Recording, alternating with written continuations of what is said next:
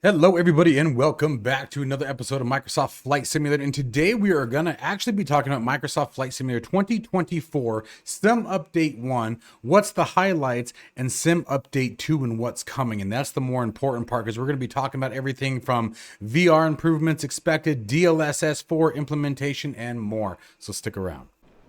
If you are interested in any of my tutorial guides for Microsoft Flight Simulator, or simply interested in supporting the channel, consider joining me on Patreon.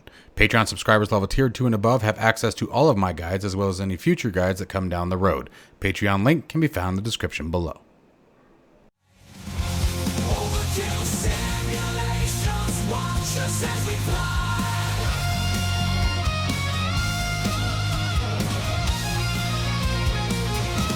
Overkill simulations, freedom will never die.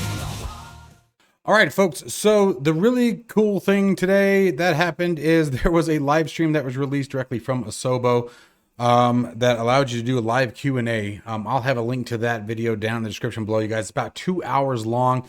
I'm going to hit some of the highlights. These are not everything, but it's some of the more important things. So the first 30-40 minutes or so of it, they go through the changelog. The changelog is pretty massive. They didn't go through every single item, but we can go ahead and talk about a few here. I'll bring this up for just a minute here. And let's do this. Okay, so they talked about a few things. So I'm going to go ahead and hit the highlights. First off was the FPS, the VRAM bug. The VRAM bug, as you guys can see, is in progress, but he did give us a bit more of the development. I should say there was two of them that were specifically talking on this one. So you had Martial and Seb talking about this one specifically. So, excuse me. The first thing to understand is they have not identified a single point of impact, meaning that they don't know what the root cause is, the way that I took from this. However, they have in their hunt for this, they have addressed multiple different issues that have reduced the VRAM usage to make it more applicable or reasonable to the sim. But it doesn't sound like that has yet been resolved, but we should see certainly some improvements in regard to the uses and optimization. That optimization is going to lead into further things. They are noticing it on an aircraft by aircraft basis, as well as terrain, scenery, and just overall optimization of how things are being handled. Now, I was Sebastian seemed really excited in the aspect that it sounds like they found a lot of things while digging for this one, and it has been improved, but they don't have a slotted fix. They're hoping for Sim Update 2, as you guys can see here, but the way that he sort of spoke about it, again, I don't think that it has been resolved or that a resolution can be guaranteed, as he was not able to identify a root cause. So until you can identify a root cause, I'm not going to take we're going to have this fixed by Sim Update 2. How can you? If you don't know what's wrong with it, you can't tell me a time frame. So that was the first thing. Let's see here. A few little fixes. You guys can see some of the little stuff I'm not going to really talk about. There was more of the important things that I wanted to discuss. The mouse free look issue that was happening, it was overly sensitive, and I did see that as well. It has been modified and addressed, but they are not necessarily happy with its final performance and are going to continue open, which is why that one is still open. The toolbar missing in VR, that is a big one to me, and that's kind of frustrating. Again, hoping for fixes in Sim Update 2. They have not. I did not take that as a guarantee. The way Martial, I think his name, stated it, he just sort of worded it in a way that made me think that that wasn't a guarantee. There are multiple VR bugs that are being addressed. The other one was the mouse click spots. He literally said that, now that one he seemed pretty confident. He said that will be fixed in Sim Update 2, and then he moved right on to the next one. So I would have liked to see more in that, because that's actually probably one of my bigger issues when it comes to VR performance. And same thing with Microsoft Flight Simulator 2020, although 2020 isn't near as bad. But using the mouse in VR to manipulate the cockpit, for me, is a pain in the ass. I really don't like the way that implementation is done. I wish they would do something more like, for those of you who have flown DCS World in VR, it's just, they use just a simple little green crosshair, no fancy translation of the cursor, just a little green crosshair and click, boom, and you're done. And for me, the VR click spots in Microsoft Flight Simulator have always been clunky, in my opinion. It's always been very clunky. The helicopters. That was a big one. Let me move this up so you guys can see what the status is on that one. So there's two lines here. This and there should be another one. So helicopters were either you get down low towards your landing spot and they'd either fly around, they'd start doing this kind of crap, or then wham, you slam into the ground or hit something and boom. That's been resolved as of Sim Update 1. So score on that one. There's a couple other ones that they went through. Patch 3, the Airbus displays were broken. That has been resolved. That was the other one that we wanted to touch on. And then most of these are Sim Update 2. So I'm not going to spend too much time on this particular portion.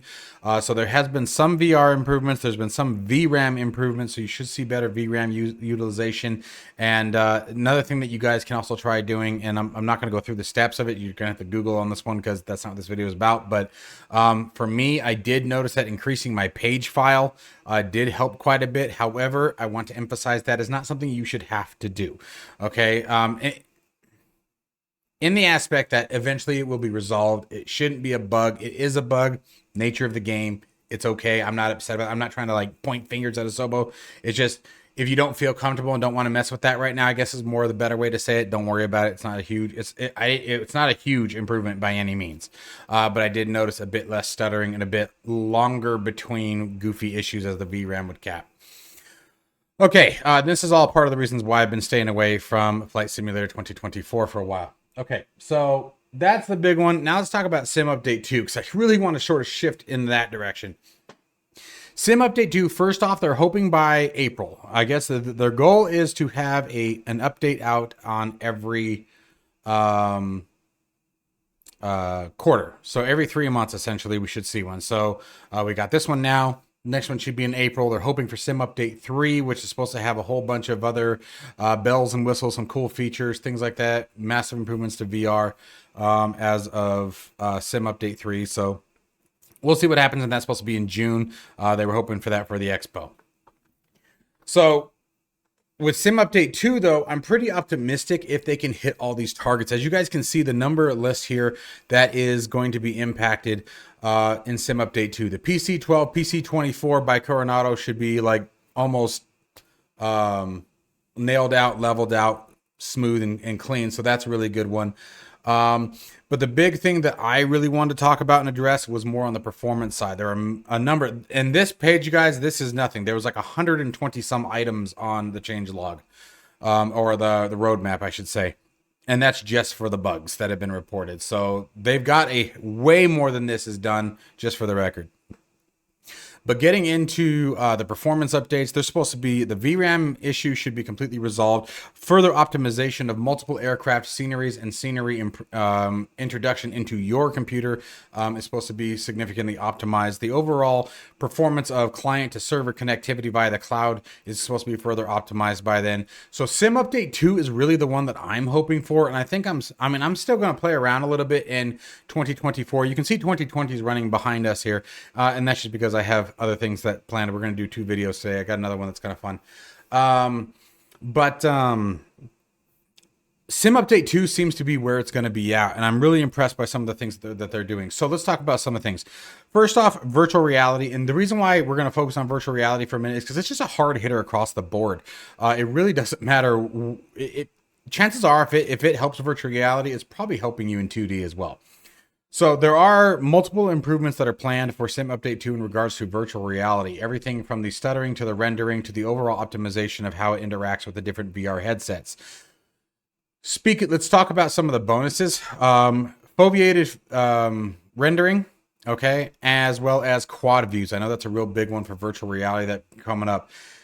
They did not state that they have any kind of update to either one of those as to when they would be implemented. However, they did also state that they are in contact with primary VR developers. I'm guessing Pimax. That's just a guess, but I'm pretty confident that's who they're talking about. And we know that Pimax, in the Pimax Play, and this is another advantage of using their software, is built into the Pimax software itself. Foveated rendering as well as quad views are an option. So they did state that they are in communication. It is being looked at. It is being processed. There is a specific team that is responsible for handling the VR performance and hardware performance within inside the simulator. And Jorg was able to confirm that some of that communication was happening in regard to those two topics just today. So that's a good thing. My guess would be probably SimUpdate 3 or after, before we see like quad views.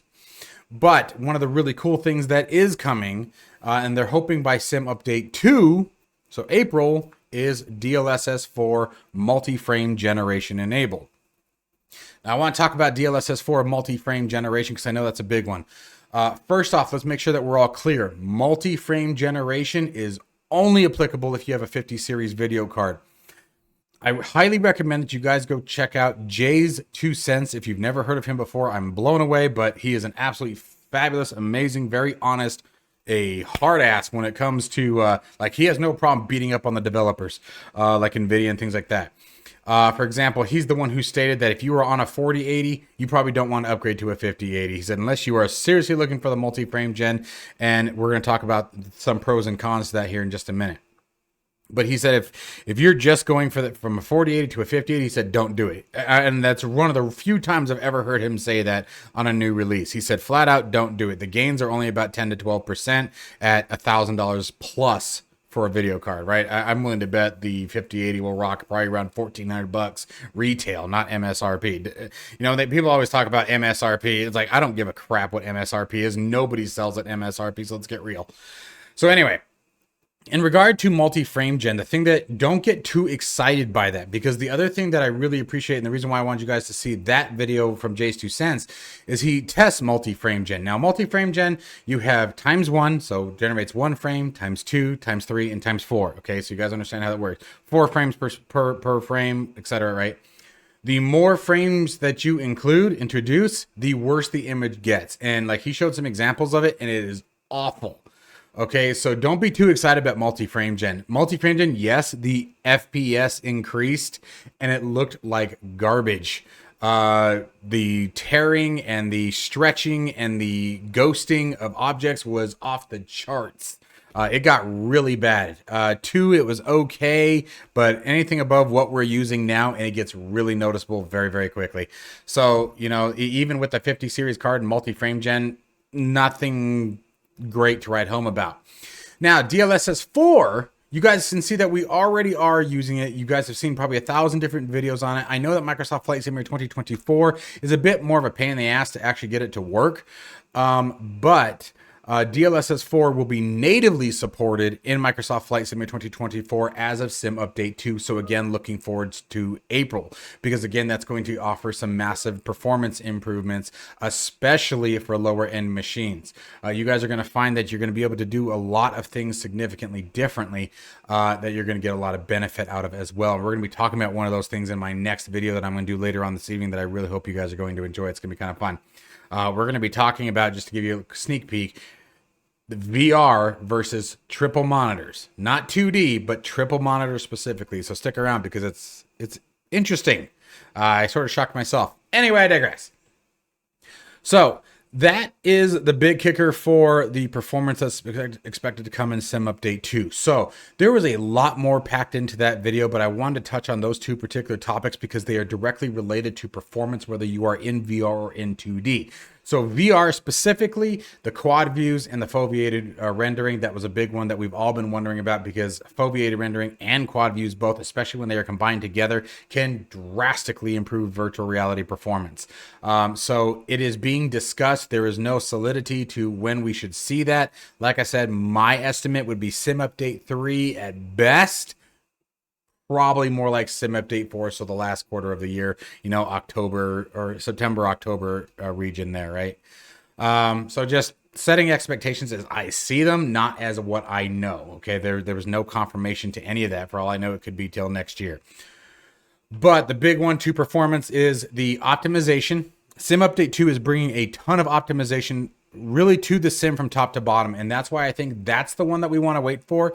SimUpdate 1, that's sort of why I didn't talk about it too much in the beginning of this video, was simply because that yes, there are some fixes, but it wasn't really anything that I would call game changing, minus the helicopters. I think the helicopters was the biggest thing I saw. Now, they only discussed about maybe 20 items out of 120 some, right? So like the entire stream would have been all about the bug fix that they gone through each one. So make sure that you guys check that out, and so you guys can see the links and walk through the change log through yourselves. But I wanted to talk about more. I wanted to focus on more what they were saying and not so much what was on the screen. And so it sounds like to me, the way I interpret it and all the things that were discussed and hinted to, there's a lot of hint to, and there was a lot of discuss, and there was a lot of, well, we're not going to talk about that yet, right? And so in those instances, wrapping it all up as a big picture, SimUpdate 2 for me seems like the target to wait for. SimUpdate 2, I think, is when things are really going to change for the sim for the better, and in a way that's going to be very, very meaningful to us as end users. Now, SimUpdate 1, like I said, did bring some improvements, but I think for the most part, in the number of either fixed in SU2s or in progress or partially fixed SU1, the number of those that all led into SimUpdate 2 was very overwhelming to what was actually addressed in SimUpdate 1. And that's not a shot at them, in my opinion. It's just not. I actually really appreciated the transparency that Sebastian and the team had when they were talking about the VRAM. When he flat out said that, we haven't identified a root cause, that's pretty rare. I know a lot of developers and a lot of development companies who won't just come out and flat out say it. I'd much rather you just tell me, hey, I don't know, we don't know yet, but we're looking, then hand me a load of crap that any of us who have any experience in the industry or just can weed through the needles can go, you're BSing me. You know what I mean? I'd much rather that. I'd much rather just say, I don't know, but we're looking, And that's fair. And then I like the fact that he was able to say, however, through the hunt for this particular bug, we found a whole bunch of other ones that we were able to fix, So that's a bonus to me. I mean, he was saying that they fixed a bunch of issues that weren't even addressed yet by the public. So that's kind of cool. Things that were happening on the back and that nobody even really knew about. So I'll take that. But I didn't, like I said, I wanted to keep this sort of short and sweet. I didn't want to go on too long about this. I wanted to sort of do a highlight of SimUpdate 1, but really emphasize that SimUpdate 2, I think, is where the magic is going to happen. You're going to get some massive VR improvements. We should see the toolbar fixed. We should see the EFB fixed. We should see the crap. I just lost my train of thought. I hate it when that happens. Oh, the mouse click spots addressed in SimUpdate 2. And then as a sim as a whole, we should see some very significant optimization to the scenery, to the aircraft, to the overall loading of the system, as well as the implementation natively of DLSS4, which is still going to be a better. It's always going to be better when the provider is supporting that natively, right? Because then you know that the system is optimized to work with that particular format, right? I saw massive improvements. I've seen a great improvement with switching to DLSS4, but as we all know, again, like I stated earlier, with 2024, it was a nightmare to get it to work. Like, it was a pain in the butt. So I hope that gives you guys a little bit of comfort. Like, don't look at this as, oh, God, we have to wait another 3 months. Look at it as at least SimUpdate 2 really is something that I'm actually genuinely excited for. No, do I want to wait anymore? Like you guys, we got from the beginning of February, we got March, and probably won't be till the end of April if I'm willing to bet by the time we see SimUpdate 2. But the fact that they at least have a target, they have a plan, and that the number of things that are set to be scheduled to be addressed in SimUpdate 2, SimUpdate 2 is going to be the big banger. I think it's really going to make a big difference, and I think that is the update that's going to put Microsoft Flight Simulator 2024 back on the map. The last thing I'll touch on real quick, you guys, is the marketplace. I did like that York flat out said that, there are a lot of people who have stated, this is part of our livelihood. This isn't just a sim to us. This is how we make our money. This is how some of us are providing for our family, especially me in my situation. It's just me and the kids, it's just us. If I can't pull it off, they hurt. So, I totally agree with that. And York acknowledged that, but he also stated that we're probably looking more like SimUpdate 2 for the marketplace. Now he said maybe March or the end of February, but he didn't sound confident at all. Like, I'm just going to be realistic. I'm just going to tell you what I took from it. That did not sound like a confident. He said they're hoping for the end of February. I didn't take any confidence in that. And you guys can watch the stream for yourselves, and you guys will see the look on his face. Like he just had that look like we're hoping. You know what I mean? So we'll see what happens. But they do. He said they are absolutely critical over this one, and they want to get it right, and they want to make sure it's ready. A couple of the points that they mentioned that they are addressing is it's not only about what you purchase in 2024, it's about backwards compatibility. And then there's the other side of the coin of what if I buy an aircraft in 2024? Can I use it in 2020? Right? I mean, the marketplace, if you're going to make one cohesive source that is good for both simulators, well, then your 2024 products have to be able to come back the other direction too. And I mean, he's not wrong in my opinion. I mean, that's sort of why I don't know why they combined the marketplace the way they did, but to each, I mean, I see both sides, I guess. So anyways, guys, that was just a real quick recap. A couple of really hot things that you guys can look forward to. I'm excited for SimUpdate 2. SimUpdate 1, I'm still very pleased. I'm glad to see the work done, especially with the helicopters and things like that. That was awful. The helicopter landings were crazy. They would literally bounce up and down until they hit the ground. It was nuts. And then you'd crash. So that was nice, but SimUpdate 2, I think, is where the magic is going to happen. I think there's going to be a lot of really major changes in SimUpdate 2 that you guys can look forward to. So at the very least, there is light at the end of the tunnel. Remember, we saw the same thing with 2020. As you guys get frustrated and everybody gets angry, which, you know, I'm not invalidating your feelings. Please don't take it like that. But at least, you know, we saw the same thing in 2020. First couple patches were sort of ironing things out. I think the first couple patches were sort of more of a feed, like they're grabbing onto the, okay, here's where all of our problems are. And then usually it's like by the third or fourth one where things really start to pound out. Like I remember when, you know, 2020 launched in August, it wasn't until December or January before we had at least a decent platform to start operating with. So I will say that based on those kinds of numbers, they're a little bit ahead of the game, but more or less on par, you know. So if SimUpdate 2, if they hit all the targets that you planned for SimUpdate 2, it's going to really shake the game. It's going to really shake the sim up. It's going to really make things a lot better, which in turn gives us the light at the end of the tunnel because we know that that is expected to be here in April. So yes, there's still a lot of cloud to work through, but there's a light at the end of it. We're getting ready to breach the storm clouds, guys. So anyways, hope you guys enjoyed the video, found it useful. As always, stay safe and healthy. I'll see you in the next one.